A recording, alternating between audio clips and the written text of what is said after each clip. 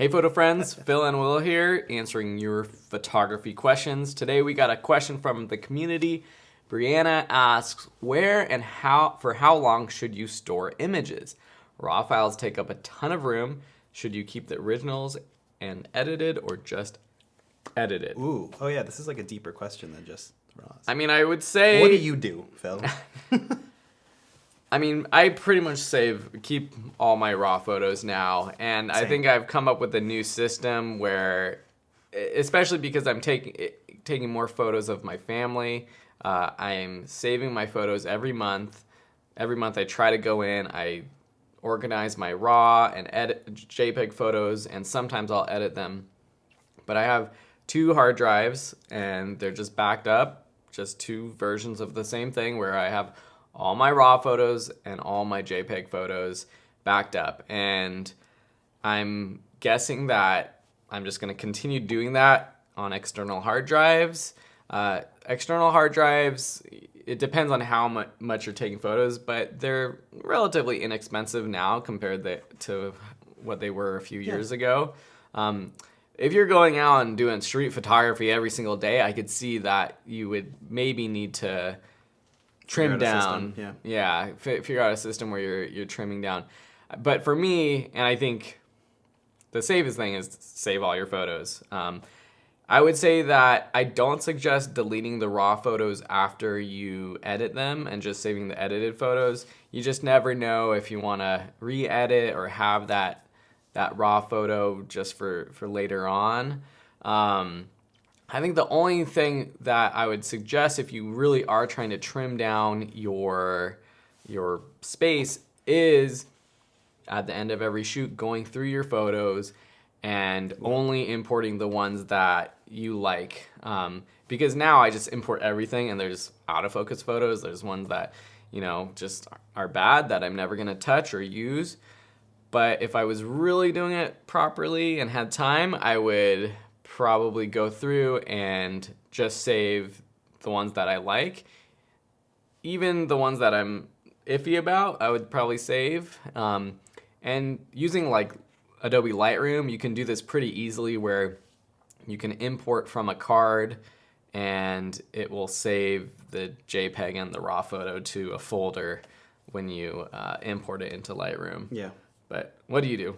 I have 2 different things that I do. Yeah. One of them is very lackadaisical and not good, and those are all my personal photos. Like when I travel or do whatever, I end up always transferring the ones I like to my phone, like the JPEGs that I can kind of edit and play with. And now I know they're on my phone, they're on my cloud or whatever.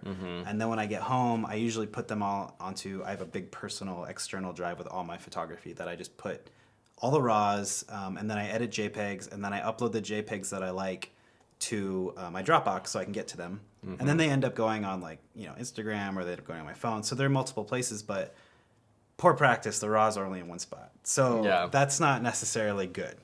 That's my personal stuff. Now on the professional side, it's very different, and I have it regimented, and this is a little bit more cost effective, I think. I pay for a subscription to Zenfolio. It's about $300 a year, which is the cost of getting some pretty gnarly external hard drives. And when I have a client, I upload all their JPEGs that I've edited, and Zenfolio will allow you to then upload all the RAWs. Yeah. So now, not only do I have all the RAWs and the JPEGs on a big external drive at home, but I have them in a cloud-based place where I keep all the RAWs, all the JPEGs, the ones that they edited, the ones that they picked, and I tend to just leave them there. And I have all my client stuff there forever. And it's, it feels like it's expensive at $300 a year, but just for that simple storage alone, I feel like you're going to get to the point where you're going to be spending that much money on hard drives if you're shooting professionally that much. That's kind of true. I've never, and sorry, I'm looking up Amazon Photos because I saw an ad or a promo that said if you're a Prime member, you get unlimited photo storage. I'm not sure, but it's if that's not raw. It's that's the problem with that kind of stuff. Is like it's only JPEGs or whatever. Zenfolio.com, since it's a photographer website, knows that you need to do that and has created a whole system for you. And it links it to your JPEGs, so you can pull up. That's cool. Yeah. What you need, and with the headshot stuff, like I have clients that I know in 2 or 3 years are going to be like, hey, do you have that file? And if something happens that you know, my apartment burns down or like my hard drive crashes or something, like I'm putting a lot of faith in the Zenfolio here. Yeah, that's the. I mean, it's like you're either putting faith in the hard drive, external hard drive, or the cloud storage. And I think someday cloud storage, even though it's pretty cheap now, and like you said, it might be cheaper than buying external hard drives. If I was to buy like a terabyte or 2 terabytes every year like that, I'd be well over $300 a year. So it's unlimited storage for you. I think it's a terabyte.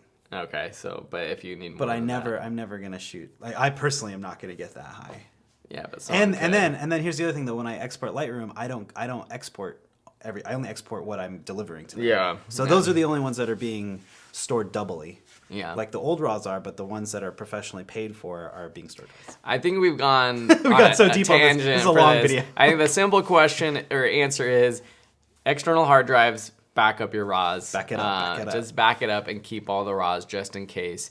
If you want to simplify, maybe delete all the ones that are just bad, out of focus, just messed up, just not good photos. And then you get your favorite JPEGs on Dropbox or your iPhone or something. Yeah, I think a year from now or 10 years from now, I'll be saying everything is just going to be in the cloud. But for now, I do external hard drives. All right, I hope that helped. Yep. Bye. I hope that this video helped you out, whether you were the one asking this question or if you found this video and it was something that you were interested in.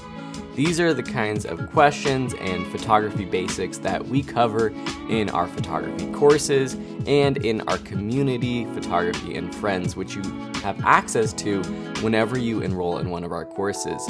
We also have a free resource that's available for all beginner photographers over at photographyandfriends.com, where you can learn all the basic skills and even advanced tips and tricks to help you become a better photographer. Thanks so much for watching and have a beautiful day.